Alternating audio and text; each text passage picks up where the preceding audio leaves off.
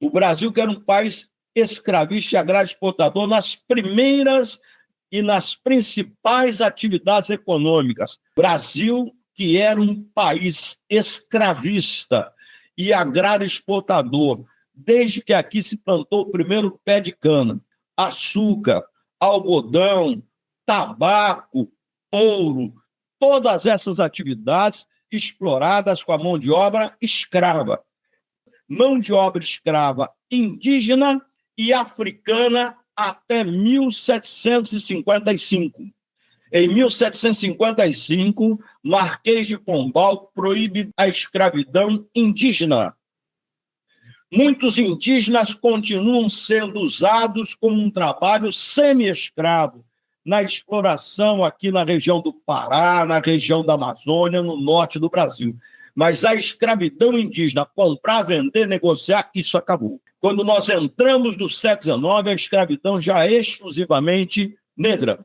Então, o Brasil continuava agrário exportador, a base de trabalho nas principais atividades, açúcar, algodão, café, era mão de obra escrava de origem africana.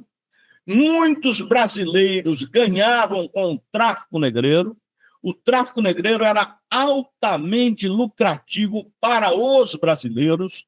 Quem ganhava com o tráfico negreiro não eram mais os portugueses, empresários portugueses, o Brasil já tinha se tornado independente, e quem passou a fazer o tráfico negreiro eram os próprios empresários brasileiros que negociavam em colônias portuguesas na África. Iam até Angola, Moçambique, enfim. Acontece que, no final do século XVIII, a Inglaterra passa pela Revolução Industrial. A Inglaterra entra ao século XIX com o capitalismo industrial consolidado. E o sistema capitalista já foi excluindo a possibilidade de trabalho escravo no setor de produção. A Inglaterra quer impor o trabalho assalariado não só internamente, mas no mundo inteiro. Por quê? Veja a diferença. O escravo, eu compro a pessoa. O escravo, eu compro a pessoa do escravo.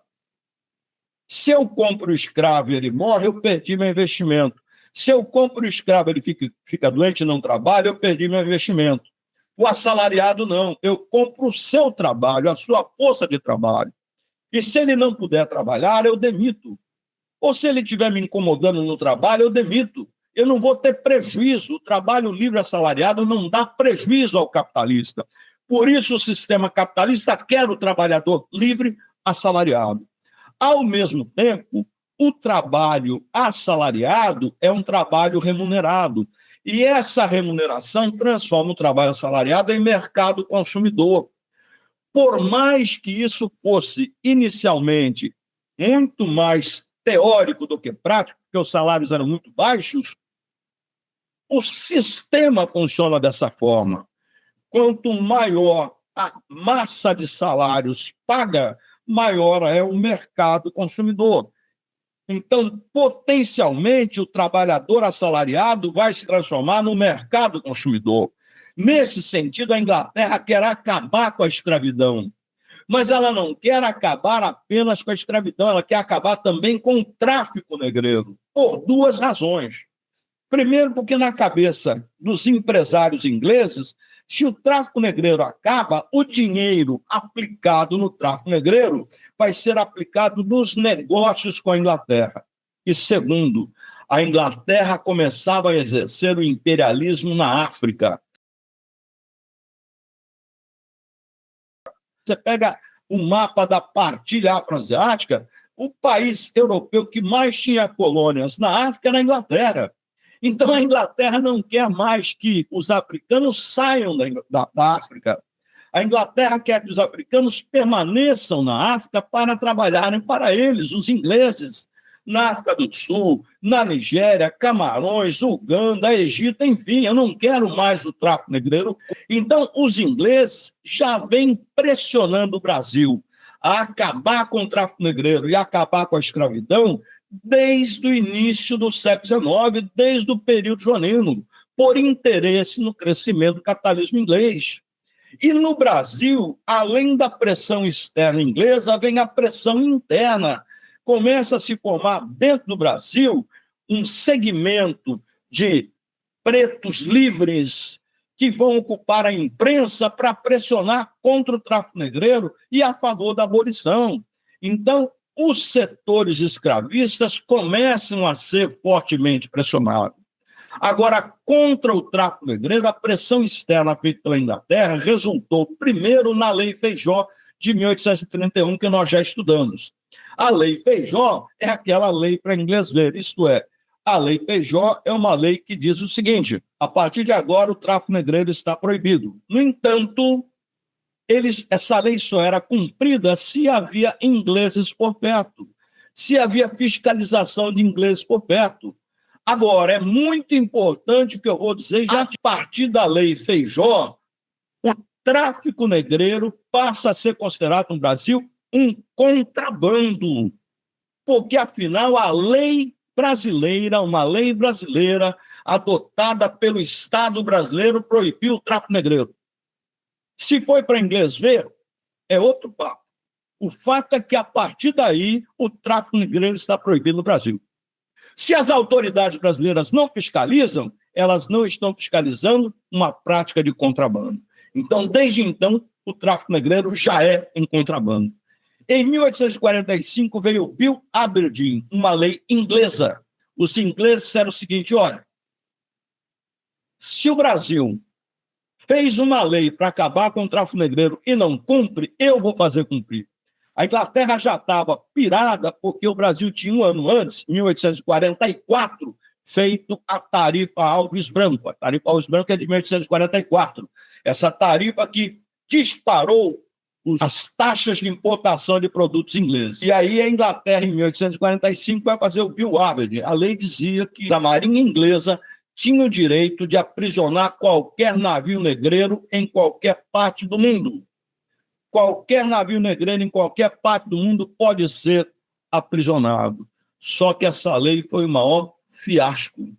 A Inglaterra fez uma lei que ela não tinha condições de fazer cumprir. Uma média de 1842 até 45, uma média de 20 mil escravos por ano. Tá bem? Agora, no ano seguinte ao Bill Aberdeen, o ano de 1846, quase dobrou. De 20 mil foi para 50 mil. Em 47, foi para 56 mil. Em 1848, 49, 60 mil escravos. O Bill Aberdeen, ao invés de reduzir o tráfico negreiro, ele praticamente triplicou. Por que, ao invés de Bill Aberdeen reduzir o tráfico negreiro, ele triplicou o tráfico negreiro? Por uma questão muito simples.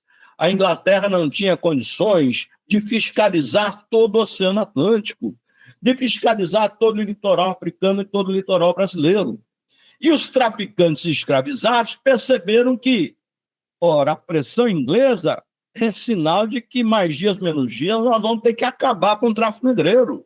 Então, antes que ele acabe, vamos fazer o máximo que a gente puder. Então, o Bill Aberdeen, uma lei inglesa de caráter internacional, que dava à Inglaterra o direito de aprisionar navios negreiros de qualquer parte do mundo, mas que o objetivo era contra o Brasil, fazer o Brasil acabar com o tráfico negreiro. E o tiro saiu pela culatra. O Brasil simplesmente triplicou o tráfico negreiro. Foi aí que os ingleses chamaram Pedro II e disseram: ou você faz uma lei nacional efetiva que acabe definitivamente com o tráfico negreiro, ou nós vamos boicotar o Brasil de forma radical. E Dom Pedro II não iria enfrentar a Inglaterra. Dom Pedro II chamou Eusébio de Queiroz, que aprovou no Senado a Lei Eusébio de Queiroz. E quando a Lei Eusébio de Queiroz é aprovada, aí sim, olha aqui a tabela. Olha a partir de 1850, pessoal. No ano de 1850 ainda entraram 23 mil escravizados, porque a lei foi feita durante o ano. Aqueles que entraram até a Lei Eusébio de Queiroz já estavam aqui. A partir daí, olha só, vai caindo o número de escravizados. Quando chega a 1853 em diante, a média de pouco mais de 100 escravizados. Essa tabela em cima mostra a importação de negros na condição de escravizados. Então, aqui no período inicial do açúcar, depois essa segunda fase é o período do ouro, e mostra claramente que foi no período do café, tá, que vai haver o grande salto de importação de africanos escravizados. A data da queda aqui corresponde exatamente ao período que vai entre 1840 e 1860, porque no meio desse período está exatamente 1850, que é a Lei Eusébio de Queiroz. Com a Lei Eusébio de Queiroz, acabou definitivamente o tráfico negreiro, criando um forte problema de mão de obra. A Lei Eusébio de Queiroz acabou definitivamente com o tráfico negreiro, mas criou uma crise de mão de obra.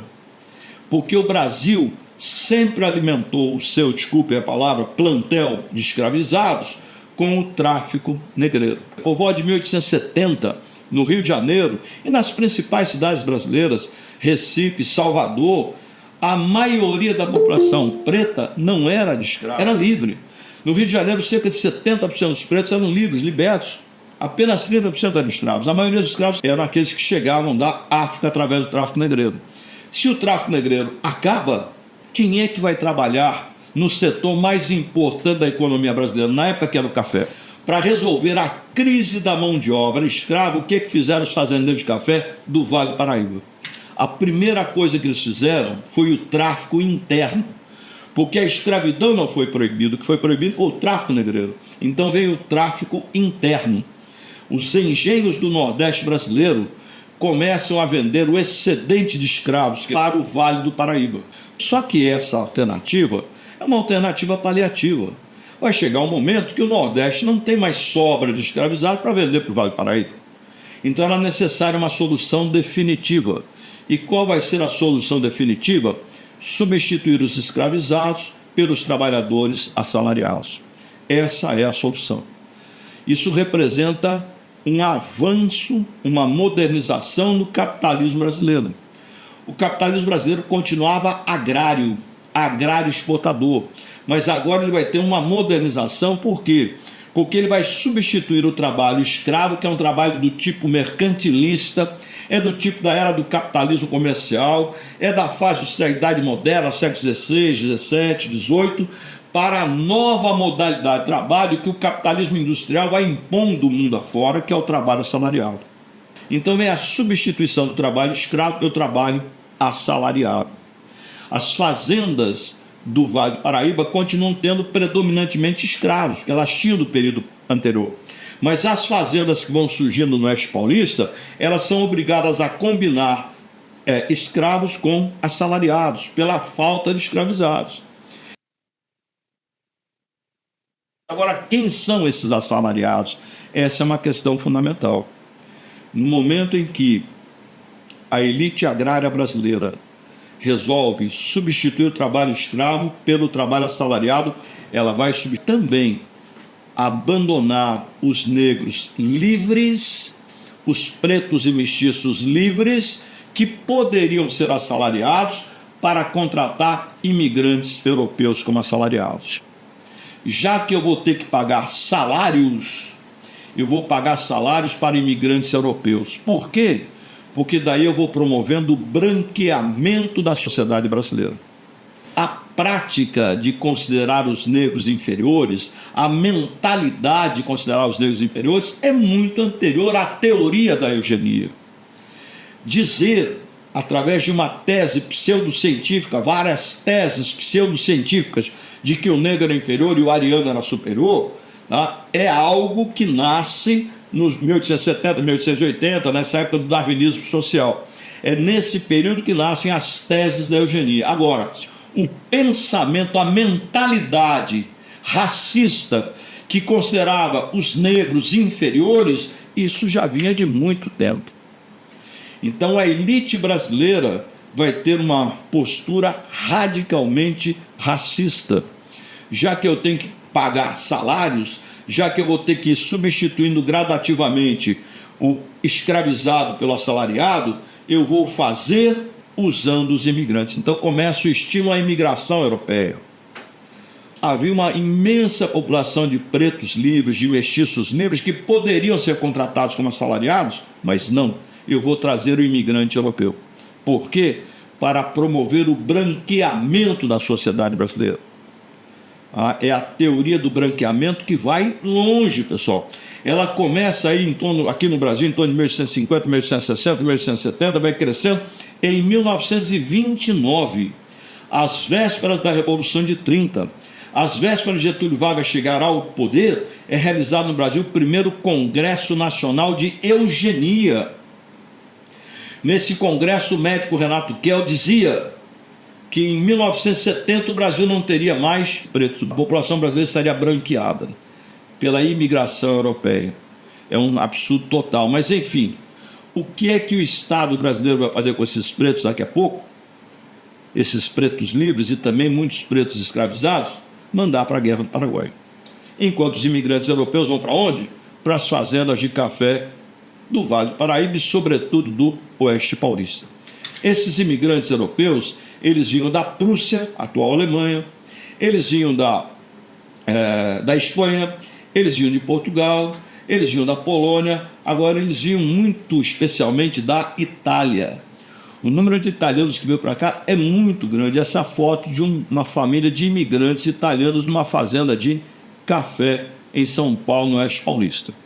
Acontece que o primeiro sistema de imigração é chamado de imigração de parceria.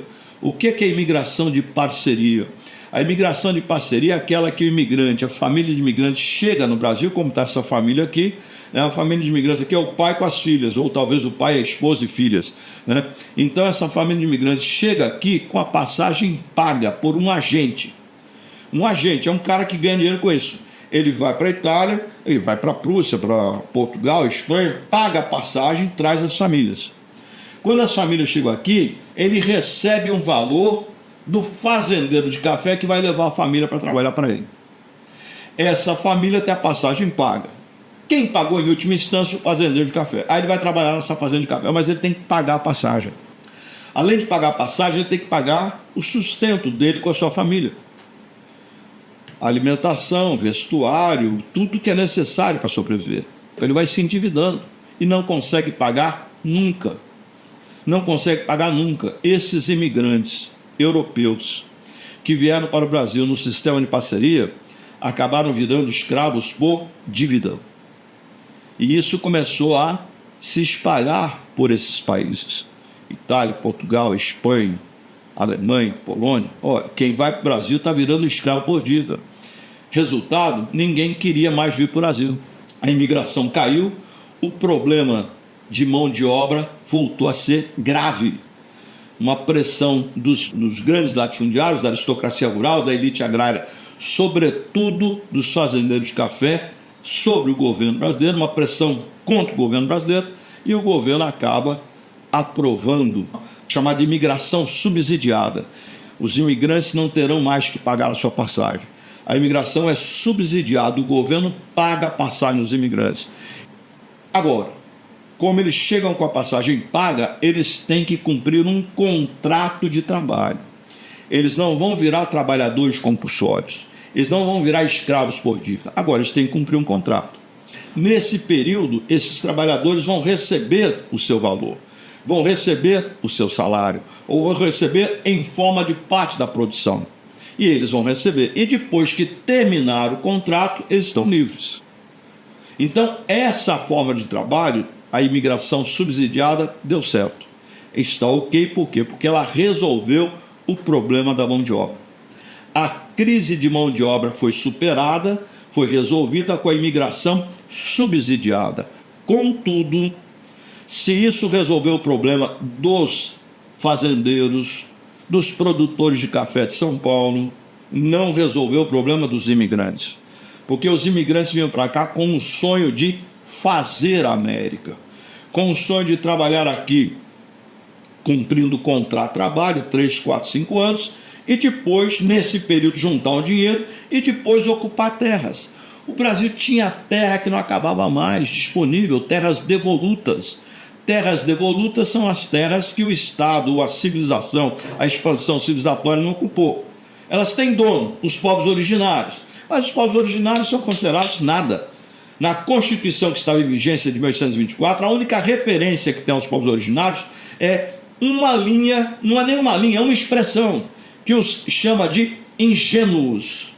São considerados brasileiros, aí haver definição. E entre eles estão ingênuos. Quem são ingênuos? São os indígenas que vivem na mata, que vivem isolados do processo de civilização, de colonização e civilização.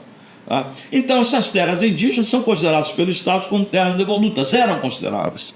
E esses imigrantes tinham o sonho de ocupar essas terras e virarem pequenos proprietários, médios proprietários, produzir alimentos, começar a ter seu negócio e se enriquecer aos poucos.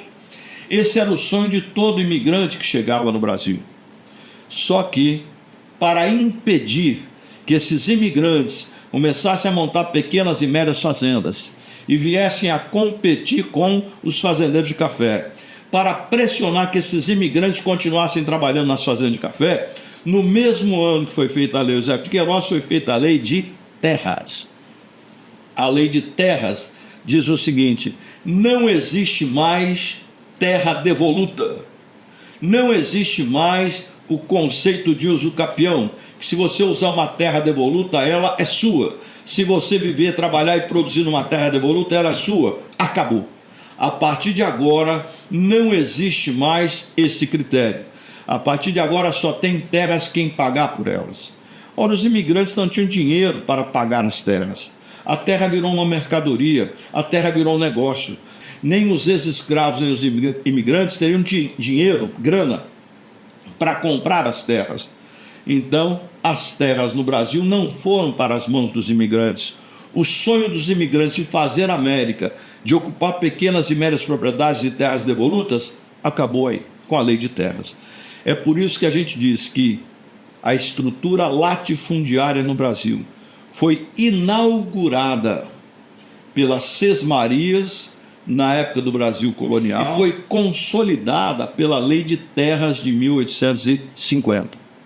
A partir daí, definitivo. No Brasil só existe latifúndios. Então a Lei de Terras consolida a estrutura latifundiária no Brasil a partir de 1850. Tá bem? Agora, eu queria chamar a atenção de vocês do seguinte, que a pressão da Inglaterra continua mesmo com o fim do tráfico negreiro. Agora a pressão da Inglaterra é contra a escravidão. Além da pressão da Inglaterra, vem uma pressão interna, feita por intelectuais negros que eram libertos, que tinham sido escravos e eram livres, ou que já nasceram livres, como André Rebouças, como Luiz Gama. São personagens negros que começam a pressionar contra a escravidão. Começa uma pressão contra a escravidão também de quilombos urbanos que começam a aparecer no Brasil. Quilombos nas cidades, o quilombo do Leblon no Rio de Janeiro, o quilombo de Abaquara em Santos. Como é que o governo não reprime esses quilombos? Quilombos eram onde viviam os negros que fugiam das senzalas. Porque a força militar responsável por caçar escravos que fugiam era o Exército Brasileiro. E o Exército Brasileiro voltou da Guerra do Paraguai em 1870, ano que a guerra acaba, se recusando a caçar escravizados e mais, se recusando a defender a escravidão. Os militares de alta patente voltam da Guerra do Paraguai defendendo a abolição. Isso é um cenário favorável ao crescimento, à explosão do movimento abolicionista. A partir de 1850, cresce irreversivelmente o movimento abolicionista brasileiro. E ele cresce com duas tendências, uma mais moderada e uma mais radical. A tendência mais moderada, que era a tendência de Eusébio de Queiroz, Joaquim Nabuco, era uma tendência que defendia o fim da escravidão de forma gradual e com indenização aos donos de escravos. Vamos ir fazendo leis que vão protelando o fim da escravidão e vamos indenizar os donos de escravos quando a escravidão acabar. Mas havia um movimento abolicionista radicalizado, representado sobretudo por esses líderes negros, né? Como eu falei, Luiz Gama, José do Patrocínio, que era um outro negro, né? André Rebouças e outros tantos nomes que faziam jornais abolicionistas. Tem vários jornais abolicionistas na época e Dom Pedro II não censurava. Dom Pedro I usava o poder moderador para fazer a censura à imprensa, Dom Pedro II não. No segundo reinado tinha uma imprensa abolicionista, tinha uma imprensa republicana em plena monarquia, em pleno império, e Dom Pedro II não reprimia. Dom Pedro II não censurava, enfim. Agora olha o que acontece. Gama, José Patrocínio eram considerados abolicionistas radicais porque eles queriam a abolição imediatamente, uma ruptura, e sem indenização. Nós temos que acabar com a escravidão já e sem indenização.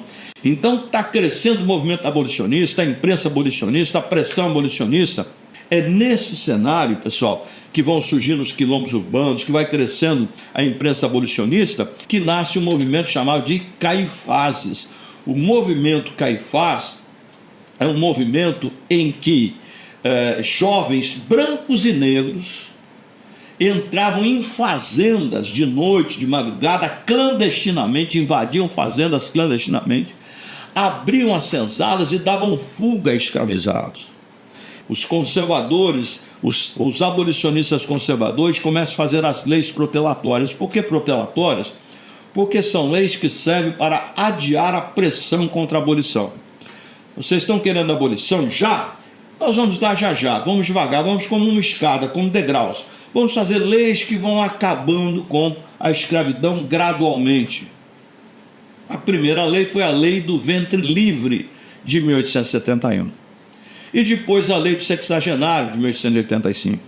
A lei do ventre livre dizia que toda criança filha de escrava que nasceu a partir de 1871 seria livre. A lei do sexagenário dizia todo o escravo que fizer 60 anos a partir de 1885 está livre. Contudo, essas duas leis foram verdadeiras farsas. Não é lei para inglês ver, não, é pior, é farsa mesmo. Por quê?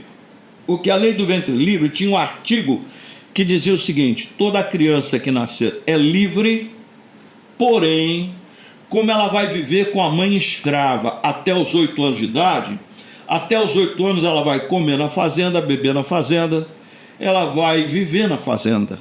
Então ela vai ter que pagar porque ela está usando a fazenda. E ela vai pagar trabalhando dos 8 aos 18 anos.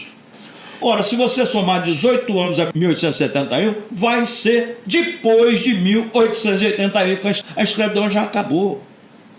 A escravidão. Então, quantas crianças ficaram livres com a ventre livre? Praticamente zero. Praticamente nenhuma.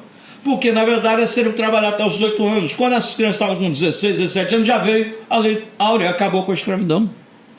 A lei do sexagenário também é uma falácia, porque tinha um artigo que diz o seguinte: a partir de 60 anos, o escravizado está livre. Primeiro era difícil chegar aos 60 anos na condição de escravo, mas alguns chegavam, principalmente os escravos de ganho. Aqueles escravos que trabalhavam nos setores urbanos, alfaiates, carpinteiros, pedreiros, estivadores, que pagavam uma parte do seu trabalho para o senhor.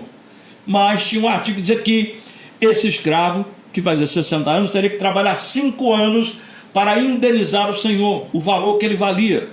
Portanto, ele só ficaria livre a partir de 1890. Em 1888 a escravidão já tinha acabado. A lei do ventre livre, a lei do sexagenário são duas farsas, duas grandes mentiras. A pressão continuou. Quando chegou 1888, o único país escravista da América, pressão interna, pressão internacional, o Senado brasileiro aprovou a Lei Áurea, que foi sancionada pela Princesa Isabel no dia 13 de maio. Contudo, a Lei Áurea acabou com a escravidão, marcando o avanço do sistema capitalista. Quer dizer, agora a escravidão está definitivamente superada. Agora a única forma de trabalho no Brasil, teoricamente, será o trabalho assalariado. O Brasil ingressa no capitalismo mais moderno, o capitalismo assalariado definitivamente. A sociedade brasileira deixa de ser uma sociedade escravista para ser uma sociedade de classes. Porém, a Lei Áurea não criou nenhuma medida de reparação, nenhuma medida de inclusão. Os ex-escravizados que vieram da África para cá, que não vieram porque queriam, foram obrigados a vir, vítimas do tráfico negreiro, não foram contemplados com nenhuma medida que promovesse a inclusão na sociedade de classe. Por exemplo, educação profissional para que eles pudessem trabalhar nessa nova sociedade como assalariados. Não houve isso. Não houve uma reparação com terras. O Brasil tinha terra que não acabava mais. Vamos dar pequenas terras para que esses escravizados possam andar. Esses escravos agora livres possam pelo menos sobreviver. Nada. Não houve nenhuma medida de reparação ou inclusão. O Brasil acabou com a escravidão, mas um racismo estrutural permanece no Brasil. As relações racistas, elas estão presentes nas relações sociais permanentemente desde antes do final da escravidão, mas o que é grave depois que a escravidão acaba. E é nesse sentido que o movimento ou os movimentos negros passaram a defender a mudança da comemoração da data de libertação da escravidão. Não é o 13 de maio. O 13 de maio foi um decreto formal da princesa Isabel, que nasce por pressão internacional da Inglaterra e por pressão interna. A verdadeira data a se comemorar é o 20 de novembro, o Dia da Consciência Negra. Desde então, os movimentos negros no Brasil defendem o 20 de novembro como a sua data, a data da morte de Zumbi, rei dos Palmares, o mais importante líder do Quilombo dos Palmares. O final da Guerra do Paraguai marca o início da crise do Segundo Reinado, exatamente em 1870. O Brasil teve um ganho territorial, mas teve um aumento muito grande da sua dívida externa. O Brasil tomou dinheiro emprestado da Inglaterra para comprar armas da Inglaterra para derrotar o Paraguai. Então o Brasil saiu muito endividado da Guerra do Paraguai. E ao mesmo tempo, há um outro lado da mesma moeda, que não é o lado econômico, é o lado político. Politicamente, o exército brasileiro saiu fortalecido da Guerra do Paraguai. Para fazer essa guerra externa contra o Paraguai, foi necessário fortalecer o exército brasileiro, arregimentar soldados para o exército brasileiro. O exército sai fortalecido. Mas, ao sair fortalecido, ele tem mais expressão política e passa a criticar o Império. Os oficiais do exército brasileiro que voltam da Guerra do Paraguai chegam no Brasil críticos ao Império. Isso é chamado, inclusive, de questão militar. São os oficiais do Exército Brasileiro críticos ao Império. Primeiro, porque o Império não valorizava o Exército Brasileiro. Não pagava os soldos, os salários compatível com a importância que o Exército tinha ao derrotar o Paraguai. Além disso, é importante na questão militar o fato de que os militares voltaram abolicionistas. Voltaram abolicionistas por várias razões. Uma das mais importantes é que toda a base do Exército Brasileiro era formada por pretos e mestiços que ganharam a alforria para ir para a Guerra do Paraguai e estavam voltando armados. Era um exército brasileiro de pretos e mestiços livres, armados, e que tinham parentes que eram escravos aqui. Isso gerava uma contradição muito forte. O exército passa a defender a abolição e se recusar a caçar escravizados. Além disso, esses militares, esses oficiais do Exército Brasileiro voltam republicanos. Por quê? Pelo seguinte: o Brasil era um império, uma monarquia. O Exército era desvalorizado pelo império, pela monarquia. O Império Brasileiro valorizava a Guarda Nacional e a Marinha Brasileira e desvalorizava o Exército. Quando os oficiais brasileiros chegaram na Guerra do Paraguai, eles se deram conta de algo extremamente importante. O Paraguai era uma república. Quem era o presidente do Paraguai? O general Solano Lopes. O Uruguai era uma república. Quem era o presidente do Uruguai? O general Venâncio Flores. A Argentina era uma república. Quem era o presidente da Argentina? O general Mitre. Ou seja, Argentina, Uruguai e Paraguai, que eram repúblicas, o presidente era um general. Ora, no Brasil, que era o império, o exército era marginalizado. Então os militares voltam e chegam no Brasil defendendo a república, entendendo que a república é uma forma de governo que vai dar maior espaço de ascensão social e política aos militares. Os militares vão ter muito mais prestígio se a república for proclamada. Eles passam a defender o ideal republicano desde 1870. E além disso, começa a ser disseminado no interior do Exército Brasileiro, entre os oficiais brasileiros, através da Escola da Praia Vermelha, no Rio de Janeiro. Era uma escola militar que tinha um professor positivista. Então essas ideias positivistas começam a ser disseminadas. Essas ideias de Auguste Comte, que vem desde meados do século XIX na Europa, elas começam a ser disseminadas no Brasil entre os oficiais do Exército. E essas ideias positivistas, elas apontavam naquela síntese de que ordem é progresso. E a quem cabe impor a ordem para garantir o progresso? Aos militares. Os militares do Exército Brasileiro, os oficiais do Exército Brasileiro, começam a assumir uma posição salvacionista. Cabe a nós salvar o Brasil para promover o desenvolvimento e a modernização do Brasil. Eles voltam da Guerra do Paraguai essencialmente republicanos e abolicionistas. E chegam aqui, vão compor com quem? Com os cafeicultores do Oeste Paulista, que já eram abolicionistas, porque eles começam a produzir café numa época em que já há o fim do tráfico negreiro. Eles já têm nas suas fazendas o trabalho escravo junto com o trabalho assalariado, e percebem que o trabalho assalariado é mais lucrativo, mais produtivo, e começam a defender então a abolição. Os fazendeiros de café do Oeste Paulista, ao contrário dos fazendeiros de café do Vale do Paraíba, que eram escravistas, os fazendeiros de café do Oeste Paulista se constituem numa burguesia cafeeira, num empresariado capitalista que quer modernizar a produção. E uma das formas de modernizar a produção do café do Oeste Paulista é substituir o escravo pelo assalariado. Só que, quando eles defendem a abolição, o Império defendia a escravidão. Então eles passam a defender a República contra o Império escravista. De um lado nós temos os cafeicultores paulistas abolicionistas, os militares abolicionistas e a classe média, os intelectuais de classe média, que passam a defender a abolição e a República. Eles passam a ver na República uma forma de ascensão social e política. Assim como os militares, os militares são essencialmente de classe média, os militares do Exército, os oficiais do Exército Brasileiro têm origem essencialmente da classe média. Esses setores de classe média, intelectuais, profissionais liberais, comerciantes, também veem na abolição e na proclamação da República uma forma de modernizar o capitalismo, abrir mais espaço para a inserção social, para inserção na política e, através da política, a ascensão social. Em 1870, data do final da Guerra do Paraguai, é lançado o Manifesto Republicano. A burguesia café do Oeste Paulista, intelectuais de classe média como Silva Jardim, Quintino Bocaiúva, eles lançam o Manifesto Republicano em 1870, 3 anos depois eles fundam o Partido Republicano. Dom Pedro II tinha nas suas mãos a possibilidade de reprimir esses movimentos, porque ele tinha o poder moderador, mas ele não usa o poder moderador, porque ele sabe que está mexendo com setores poderosos da sociedade brasileira, militares.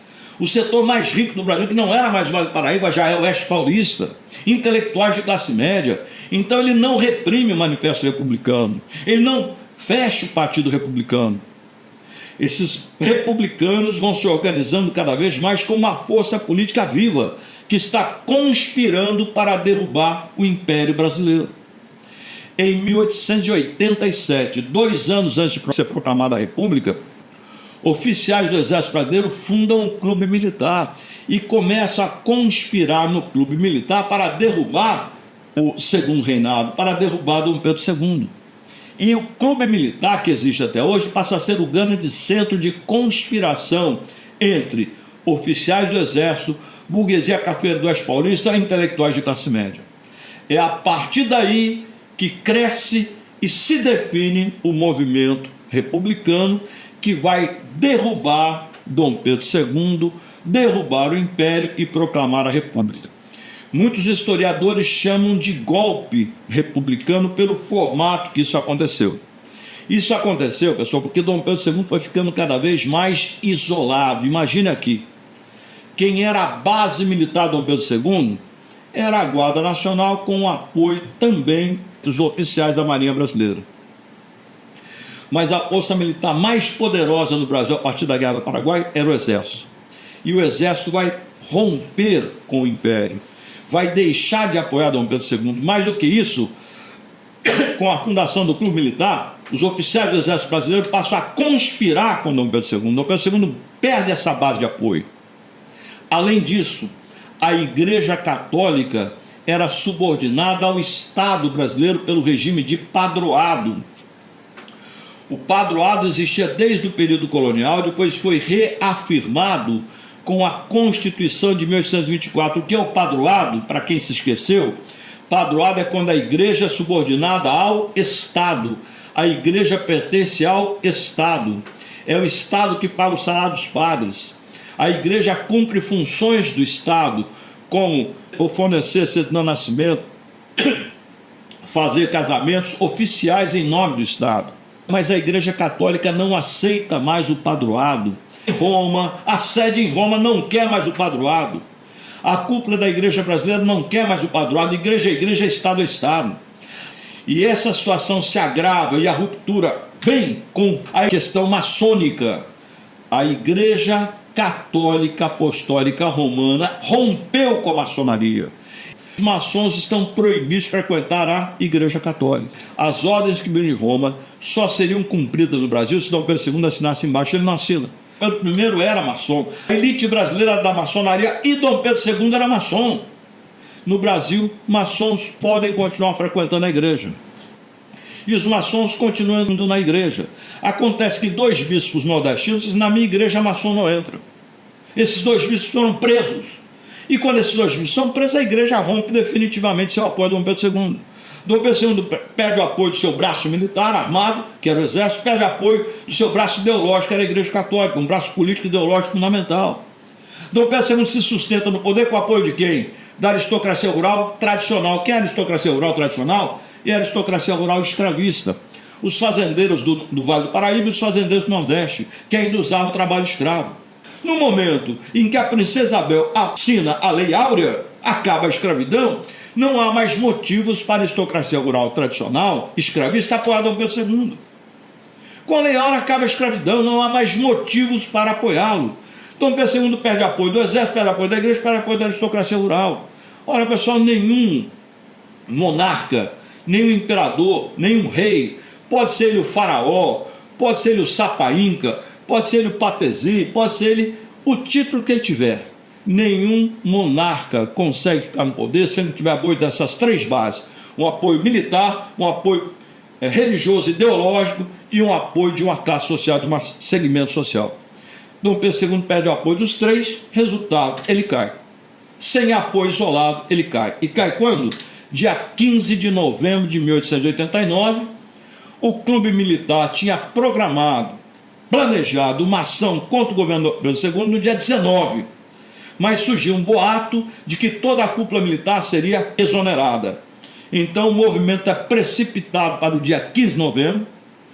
Um destacamento militar liderado pelo Marechal Deodoro da Fonseca vai até a sede do governo, depõe o primeiro-ministro, que é o Visconde de Ouro Preto. Lembra que o Brasil era parlamentarismo às avessas, quem estava com o primeiro-ministro era o Visconde de Ouro Preto. Ele é deposto do cargo, o Congresso Nacional é fechado, por isso é chamado de golpe, porque o Visconde, o primeiro-ministro, foi derrubado e o Congresso Nacional fechado por uma ação militar, uma ação de um setor do próprio Estado brasileiro.